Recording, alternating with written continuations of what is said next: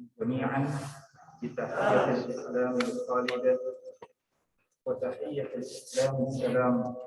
السلام عليكم ورحمة الله وبركاته. الحمد لله رب العالمين وبه نستعين على أمور الدنيا والدين. أشهد أن لا إله إلا الله وأشهد أن محمدا رسول الله. اللهم صل وسلم وبارك على سيدنا محمد سيد المرسلين وعلى آله وصحبه أجمعين. أما بعد. Bapak-bapak, ibu-ibu, sahabat semuanya yang mudah-mudahan dimuliakan oleh Allah Subhanahu wa taala. Alhamdulillah, siang hari ini kita melanjutkan kajian bertemakan adab. Dan siang hari ini di antara tema yang akan kita kaji berjudul, atau saya berikan judul, kunci sukses kita di dalam bergaul. Sukses yang dimaksud tentunya adalah sukses dalam pengertian yang komprehensif. Kita harus belajar bagaimana Nabi dahulu bergaul dengan sahabat-sahabatnya untuk mengejawantahkan bahwa akmalul mu'minina imanan ahsanuhum khuluqan. Iman yang sempurna itu dia diukur dengan akhlak yang semakin bersih. Begitu pula akhlak kita kepada sahabat-sahabat kita. Kita masih ingat ketika Sayyidina Umar ibn Al-Khattab radhiyallahu ta'ala anhu ditawarkan pembantu perjalanan yang tentunya seorang laki-laki. Maka Sayyidina Umar mengatakan kepada sahabat yang menawarkan seseorang untuk menemaninya dalam perjalanan jauh itu, apakah engkau sudah mengenali orang yang kau tawarkan itu dengan baik? Kata orang tersebut, tentu sudah. Kata Sayyidina Umar, apakah engkau sudah pernah bermuamalah dengannya? Belum. Apakah engkau sudah pernah berjalan jauh dengannya? Belum. Apakah engkau pernah bermalam bersama? Belum. Kalau begitu engkau belum mengenal sahabatmu. Kenapa tiga pertanyaan itu ditanyakan oleh sosok cerdas seperti Sayyidina Umar bin Al-Khattab radhiyallahu anhu? Karena kita baru mengenal sahabat kita ketika kita berhasil bermuamalah dengannya dengan baik, tanpa catatan. Muamalah investasi, pinjam meminjam dan seterusnya, dia amanah, bertanggung jawab, tepat waktu. Itu akan membuat pergaulan itu semakin luas. Karena orang itu mendekat kepada orang-orang yang amanah atau trust. Dan orang itu akan menjauh kepada orang-orang yang khianat atau tidak memiliki trust. Begitupun kepada orang yang berada dalam perjalanan. Karena biasanya sifat-sifat buruk itu sifat-sifat egoisme, sifat-sifat mementingkan diri sendiri baru keluar ketika berada dalam kesulitan. Maka kalau kita belum pernah berinteraksi dengan sahabat-sahabat kita sampai pada setia sekata dalam perjalanan sulit, kita belum terbukti betul ya untuk bergaul dengan sahabat kita ini. Nah, seperti apa Nabi SAW bergaul dengan sahabat-sahabatnya? Yang pertama perlu kita pahami siapa saja sahabat terdekat Rasulullah SAW. Di antara sahabat yang paling dekat dari Nabi SAW itu ada 8 orang. Abu Bakar, Umar, Utsman, Ali, Zubair bin Awam, Abdullah ibn Mas'ud, Huzaifah ibn al-Yaman, dan Abdurrahman ibn Auf. Ridwanullahu alaihim ajma'in. Di antara kebiasaan Nabi SAW kepada masing-masing sahabat ini tentu menarik sekali untuk dipelajari. Kenapa? Laqad kana lakum fi Rasulillahi uswatun hasanah. Memang dalam suri tauladan Nabi itu terdapat uswah hasanah. Siapa orang yang tertarik mengkaji akhlak ini? Liman kana yarjullaha wal yawmal akhir wa dzakarallaha katsiran. Mereka yang betul-betul rindu bertemu dengan Allah, pasti dia senang hadir dalam majelis-majelis adab, majelis-majelis akhlak. Karena kualitas dan ketinggian derajat kita di jannah sangat bergantung pada kualitas akhlak atau adab kita semasa di dunia. Misalkan menyatakan rasa cinta terbuka. Ya. Jadi suatu ketika Rasulullah SAW pernah ditanya oleh Amr ibn Auf, siapakah manusia yang paling kau cintai ya Rasulullah? Saat itu di antara yang masih hidup yang belum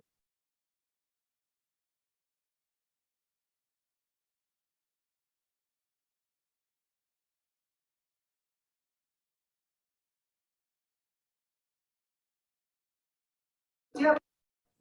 Beliau menjawab ayahnya. Siapa ayahnya? Abu Bakar As-Siddiq radhiyallahu taala. Jadi Amr bin As juga menarik ini. Amr bin As ini bertanya hal yang sangat pribadi. Ini menunjukkan Amr bin As sudah dekat juga dengan Nabi Shallallahu Alaihi Wasallam. Kita ingat ketika Amr bin As ini baru pertama kali masuk Islam, baru beberapa bulan masuk Islam, tapi dia belajar ilmu ini luar biasa semangat. Dan Amr bin As ini sebelum masuk Islam dulu orang hebat di Quraisy. Dia punya posisi yang mulia di suku Quraisy. Maka ketika dia masuk Islam, Nabi pun memuliakan dia. Dan ini juga cara bergaul yang luar biasa. Kalau ada orang yang dahulu dia adalah sosok yang dimuliakan di kaumnya, ketika dia masuk ke dalam agama ini, maka hendaknya kita memuliakan dia juga. Ya, meskipun dia tentu tidak butuh pemuliaan, karena seorang muslim itu dia bersifat tawadhu, rendah hati dan seterusnya. Bahkan Amr bin As ini kemudian pernah diminta oleh Nabi SAW untuk memimpin perang Zatu As-Salasil. Ya. Beliau pernah diminta untuk langsung memimpin perang. Ya. Dan menarik karena Amr ibn As ini sebagai orang baru diminta sebagai pemimpin perang, itu yang sahabat-sahabat sendiri nggak ada yang protes sama Nabi SAW. Karena Nabi mereka tahu bagaimana memposisikan orang. Pasti ada hikmah besar di balik itu. Ya. Sampai akhirnya Amr bin As mikir sendiri. Karena waktu itu di antara anak buahnya dalam konteks perang Zatul Salasil itu ada Abu Bakar dan Umar. Jadi dia sampai pede, percaya diri. Beliau sampai percaya diri. Wah, kayaknya saya ini lebih disayangi oleh Nabi SAW daripada Abu Bakar dan Umar. Ya. Jadi Amr bin As pernah mengatakan satu kalimat yang tidak bisa kita lupakan. Dulu orang yang paling saya benci adalah Nabi Shallallahu Alaihi Wasallam. Bukan. Dulu orang yang paling saya benci adalah Muhammad. Kata Sallallahu. Dulu orang yang paling saya benci adalah Muhammad. Kalau saya mampu membunuh Muhammad, saya akan bunuh Muhammad. Tapi Rasul Shallallahu Alaihi Wasallam itu akhlaknya luar biasa.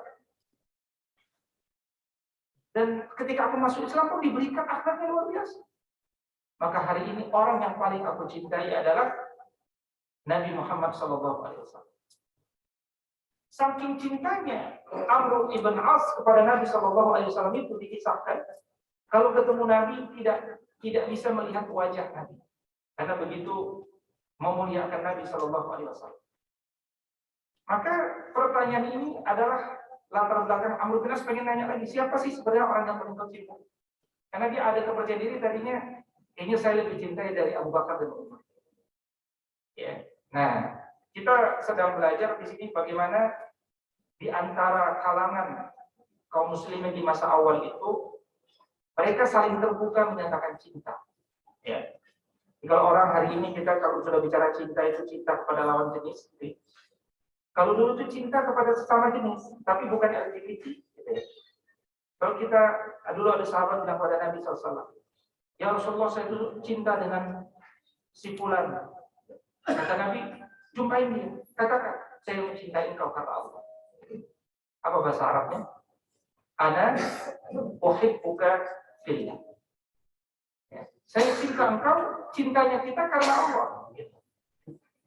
Makanya disebut silaturahim, itu kan hubungan yang mencontoh tali rahim anak dengan ibu.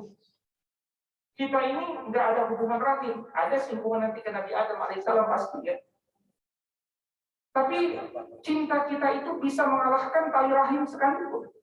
Kadang-kadang tali rahim itu bisa putus karena pembagian waris dan seterusnya. Ya, tapi orang-orang beriman disatukan karena Allah Subhanahu wa Ta'ala. Nah, ini yang pertama, pelajaran pergaulan Nabi itu membiasakan mengucapkan saling mencintai. Yang kedua, Nabi mengajarkan kepada kita melarang menceritakan keburukan saudara. Ya.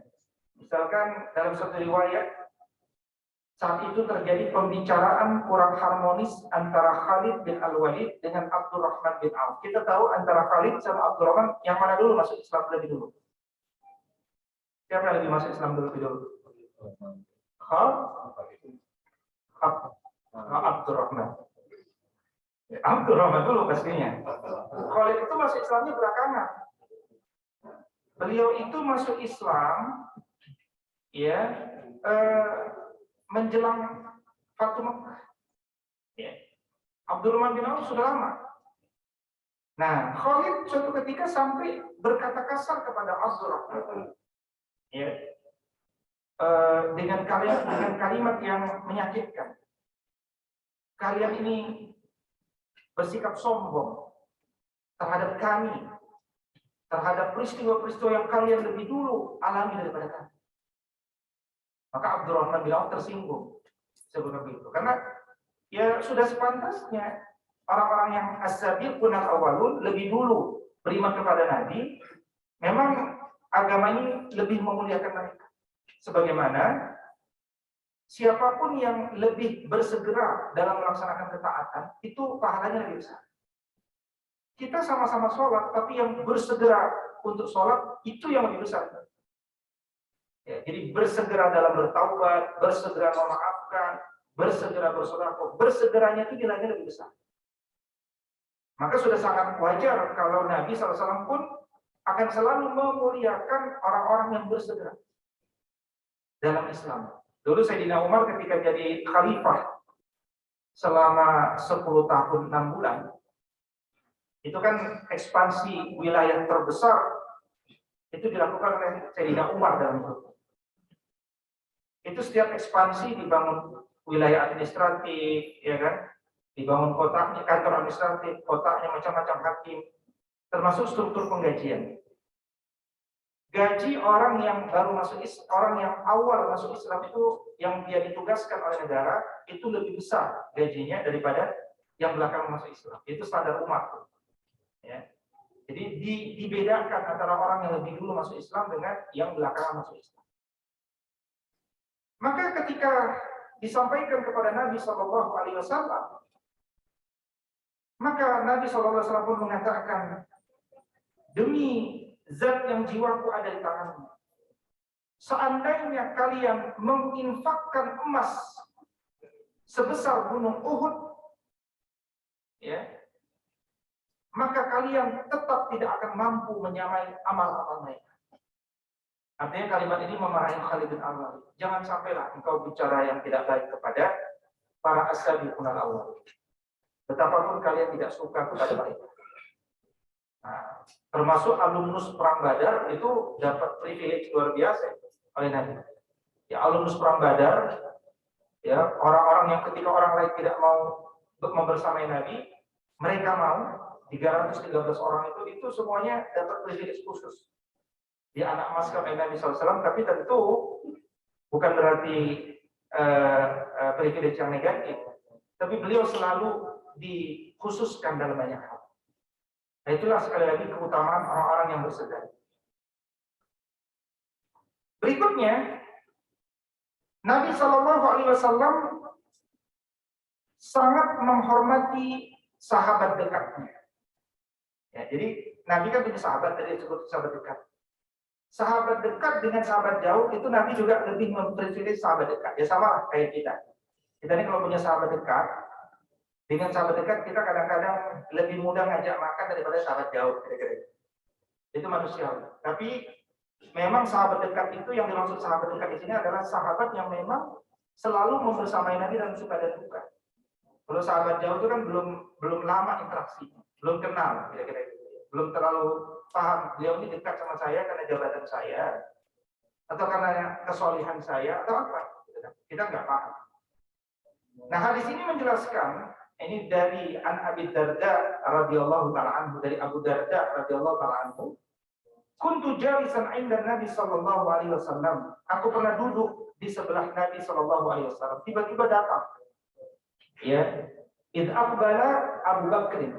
Tiba-tiba datang Abu Bakar langsung ya akhidan di tarafi thawbihi, datang menghadap Nabi sallallahu alaihi wasallam sambil menjinjing ujung pakaiannya hingga lututnya kelihatan. Ya, Abu Bakar jalan ngangkat kainnya, nggak sadar lututnya kelihatan. Nah, maka kemudian kata Nabi, wah, temanmu ini kayaknya sedang berada dalam kesulitan sampai nggak sadar lututnya kelihatan. Orang udah stres tuh kan, buru-buru pengen ketemu sahabat dekatnya, pengen minta nasihat, tapi lupa lututnya kelihatan. Nah, ini menunjukkan bahwa kalau bisa kita selalu menutupi lutut kita, meskipun sedang main futsal. Ya. Ya, kalau nggak bisa pakai kain celana, pakai itu aja apa? Korset ya, apa namanya? Korset. Korset aja. Jadi legging ya. Nah, maka kemudian Abu Bakar curhatnya sama sahabat dekat. Ya Rasulullah, aku sama Umar sedang berantem. Ya, Abu Bakar sama Umar bisa berantem, bertengkar ya. Ya Rasulullah, aku sama Abu Bakar sama Umar sedang bertengkar. Ya. Dan jadi Abu Bakar pernah keseleo lidah, berkata keras kepada Umar. Maka Umar marah. Maka Abu Bakar pun datang kepada Umar. Nah, orang Arab dulu bertengkar, tapi nggak dendam, langsung ketemu. Udah maaf ya. Aku pun datang segera ke Umar untuk minta maaf. Aku mohon kepadanya agar aku bisa memaafkan. Tapi Umar nggak mau maafin aku. Aku stres. Gimana kok Umar nggak bisa maafin aku? Gimana supaya Umar bisa maafin aku? Nah, gitu. Jadi orang dulu itu kalau nggak dimaafin saudara stres, Pak. Nah, mudah-mudahan kita kalau sempat kesedar lidah juga stres kalau saudara kita nggak memaafkan. Ya, kayak kita harus pilih kata-kata bagus. Karena kalau udah sempat keluar, mungkin saudara kita maafin. Tapi kan kalau udah tergores itu susah ya maafinnya. Kita sama istri kita juga harus betul-betul, Pak, kata-kata itu yang baik. Karena kalau istri itu sempat terucap, dia bisa memaafkan, tapi kan seumur hidup tergores ya. Ya, sama kayak kita sakit tuber sakit TB, kita sembuh, tapi goresannya kata dokter itu masih ada sebenarnya. Ya, bekasnya itu masih ada. Ya, sama kayak kalau kita luka, sembuh, tapi garisnya masih ada. Misalnya ini kan ada garis dari kecil, ya. Tetap ada, udah sembuh, kita tetap sembuh. Nah, mudah-mudahan kita tidak membuat goresan-goresan kepada orang lain. Maka kemudian ini menjelaskan bahwa ternyata di kalangan para sahabat pun terkadang ada perselisihan. Apa kata Nabi Shallallahu Alaihi Wasallam? Tenang, sahabatku. Yaghfirullahu laka ya Abu Bakar. Allah sudah mengampunimu. Salasan 3 kali. Tenang, Abu Bakar. Allah sudah mengampuni. Tenang, Abu Bakar. Allah sudah mengampuni. Artinya apa? Kalau orang sudah minta maaf, meskipun belum dimaafkan, udah cukup. Karena kita sudah menghadirkan prosesnya kan.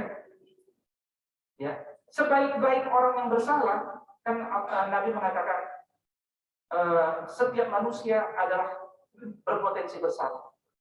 Wa khairul khata'in at-tawwabun. Sebaik-baik orang yang bersalah adalah yang bersegera bertaubat. Nah, syarat bertaubat kepada Allah dan kepada manusia. Kepada Allah kita mengucapkan bertaubat dan istighfar, kepada manusia kita minta maaf kan. Udah selesai. Bahwa dia tidak maafkan kita itu urusan dia. Tapi kita sudah memaafkan, sudah meminta maaf. Maka kata Nabi SAW, meskipun Umar tidak memaafkanmu, yang penting kau sudah minta maaf. Yaghfirullahu laka ya Abu Bakar. Tidak lama Umar pun menyesal. Biasa, manusia kalau sudah marah keras. Makanya kita diberikan jatah waktu marah berapa lama, Pak? 3 hari. Itu menunjukkan agama ini sangat melihat sisi kemanusiaan. Orang marah dibiarin marah, kan berarti gitu ya. Biarkanlah umatku marah selama 3 hari, kira-kira. Tapi jangan lama-lama marahnya.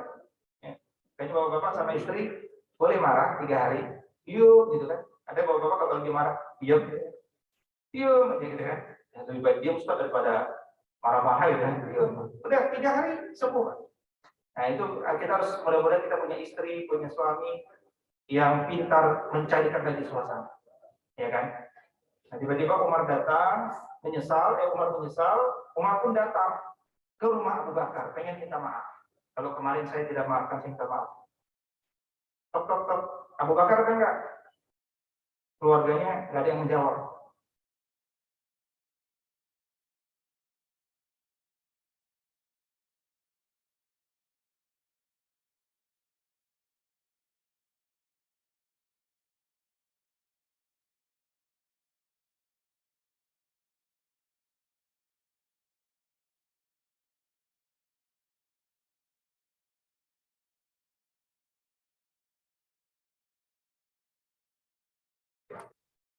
Marah, Umar gak enak melihat wajah. Kalau udah melihat wajah Nabi marah, itu Umar udah ngerti. Ya pasti Nabi marah sama dia. Sampai akhirnya Abu Bakar kasihan sama Umar. Ya. Tapi kemudian Abu Bakar duduk dekat Nabi. Ya Rasulullah. Ya. Ya Rasulullah. Ya. Wallahi, ana kuntu azlama maratain. Demi Allah, aku yang salah. Marahnya jangan sama Umar, marah sama aku deh. 2 kali. Jadi dalam hal ini Abu Bakar membela Umar ya. Ya, karena ini kan Umar wajar marah karena dia keterbatasan ngomong. Ya Rasulullah, ya wallahi ana kuntu azlama 2 kali. Ya, aku yang bersalah. Maka Nabi SAW pun mengatakan begini. Faqala Nabi SAW, innallaha ba'atsani ilaikum faqultum kadzab. Ya. Sesungguhnya ketika aku diutus Allah kepada kalian, ketika itu kalian mengatakan aku ini apa?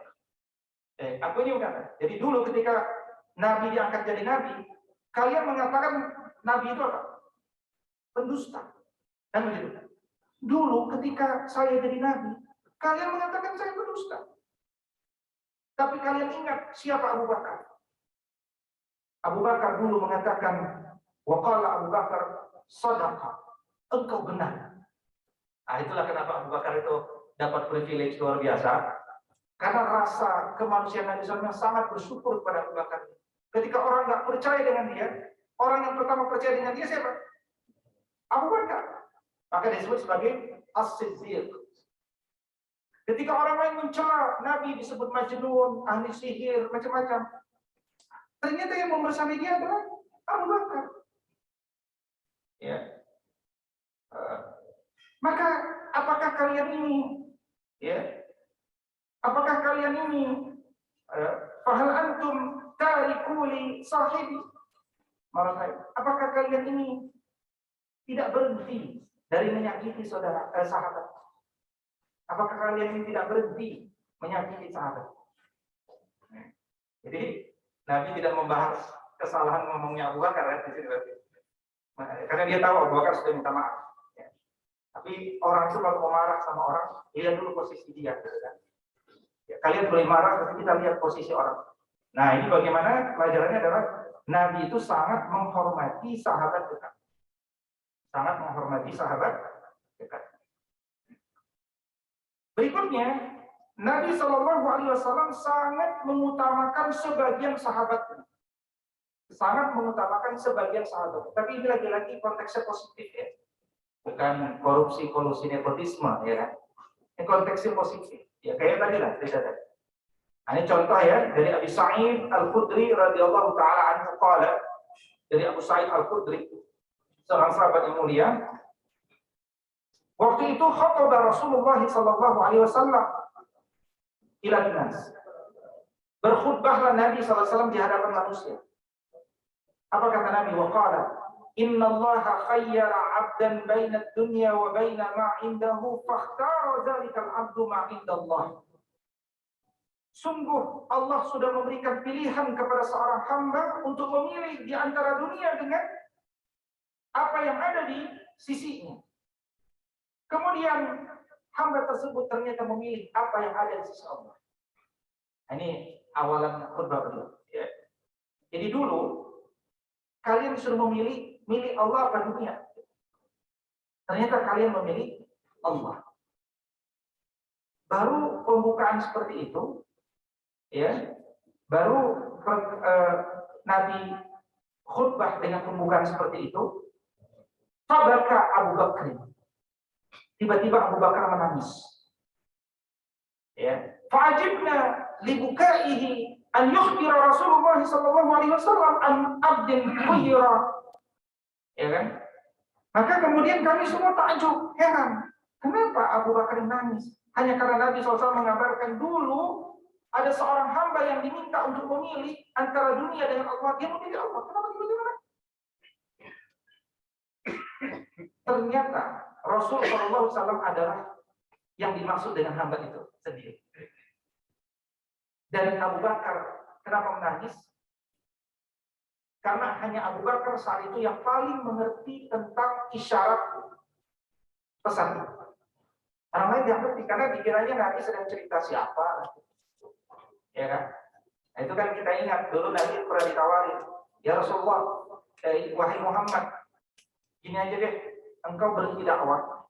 Kalau engkau dakwah pengen kejar kekayaan, kami akan kumpulkan sebagian harta kami masing-masing, dikumpulin buat engkau. Jadi engkau orang paling kaya.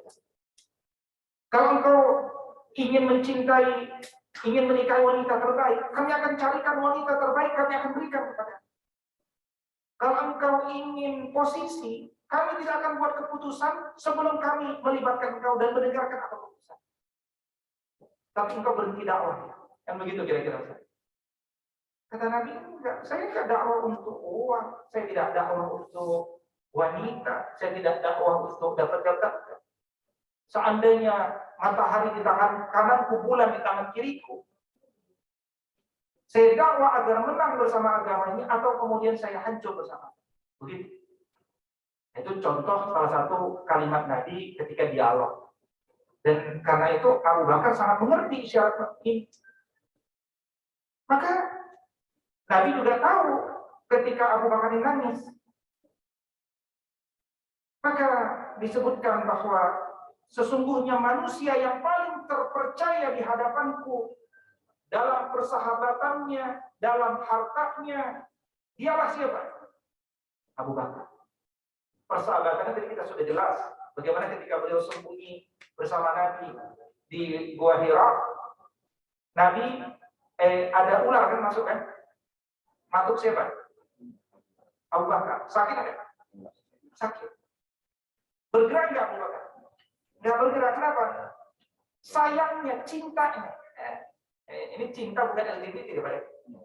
Cintanya Abu Bakar kepada Abu Bakar kepada Nabi yang kepalanya di paha beliau.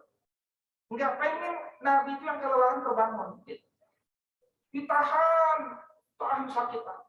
Saking sakitnya menetes air mata, Abu Bakar jatuh ke pipi Nabi. Kenapa nangis? Enggak apa-apa. Waduh sudah kesakitan.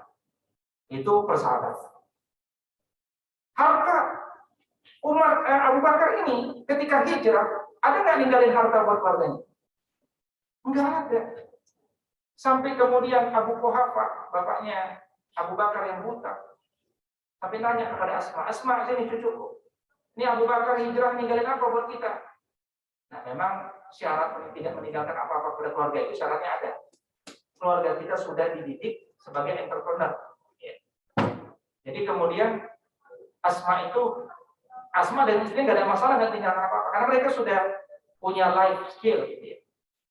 Dipeganglah tangannya Abu Quhafa, dikumpulkan batu, taruh ke dalam bungkusan.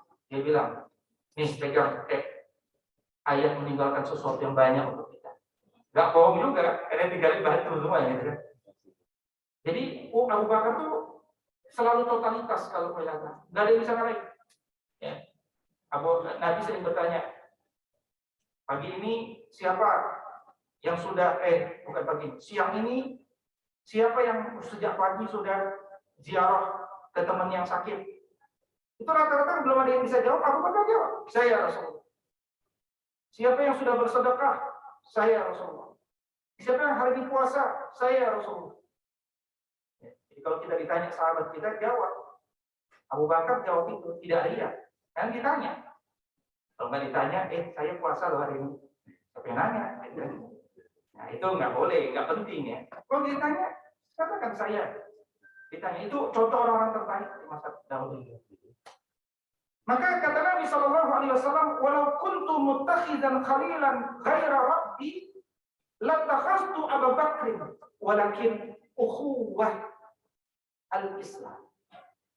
Seandainya aku boleh mengambil puncaknya kekasih selain Allah Subhanahu Wa Taala Rabbku, tentulah dia adalah Abu Bakar orang. Akan tapi antara laki-laki puncaknya adalah ukhuwah Islam. Ukhuwah. Ya. Ukhuwah Islam. Wa mawaddatu. Mawaddah itu kalau istilah mawaddah bukan hanya kepada istri. Nah, ini dalam teks ini kalimat yang paling bawah itu wa mawaddatu. Mawaddah cinta kepada sahabat kita yang sejenis. La yabqayanna fil masjid babun illa sudda illa baba Abi Bakar. Tidak ada satupun pintu di dalam masjid yang tersisa melainkan akan tertutup kecuali pintu Abu Bakar. Itu keutamaan daripada beliau. Maka Bapak Ibu semuanya, inilah ya. Setelah ini masih banyak, tapi sudah pukul 12.58 waktu Indonesia Barat. Kira-kira inilah satu motivasi bagi kita. Pelajarannya apa? Kita jadilah sahabat terbaik bagi saudara, bagi sahabat kita. Yang kedua, carilah siapa sih sebenarnya sahabat sejati. Sahabat yang siap mendengarkan keluh kesah kita, sahabat yang selalu membantu kita, sahabat yang selalu mau bersama kita dalam suka dan duka. Kalau kita punya sahabat itu, sayangi dia, cintai dia, ungkapkan rasa sayang kita kepada dia. Kita ingat Nabi SAW dulu mengatakan ada seorang laki-laki, dia khusus berjalan bahkan dari Banten ke Jakarta. Dia datang tidak ada niat lain kecuali rindu ingin melihat wajah. Kecuali Allah sudah menyiapkan jannah bagi orang tersebut. Ini sudah banyak ditinggalkan Bapak. Kita kadang-kadang ketemu sahabat kita ngapain? Satu, jualan MLM. Dua, berhutang. Ya. Jangan. Kita datang memang khusus, bukan berarti itu salah, nggak apa-apa boleh. Tapi kita mulai biasakan datang tuh nggak ngapa-ngapain, sekedar ngapain datang? Saya rindu lihat wajahku. Ya kan? Saya mau ngasih ini, kebetulan ada panen durian, ya kan? Saya datang ngasih durian aja, Masya Allah. Ya. Nah, jadi termasuk kalau antum ke rumah guru-guru, ke rumah ustadz, gitu ya. Ini kadang-kadang kita ke rumah ustadz ngapain? Mau cerai, ya. Ustadz mau cerai ustadz, atau ngapain? Ustadz bisa tolongin rupiah Ustaz. Jadi Ustaz itu jangan dijadikan, jangan didatangi hanya ketika ada masalah. Bawa anak kita datang ke guru-guru kita, Ustaz, kami minta nasihat. Bagus, itu kebiasaan orang dulu. Jadi kita datang kepada sahabat-sahabat kita, guru-guru kita, pada saat memang kondisi paripurna. Nah, dan inilah yang terbaik. Ya.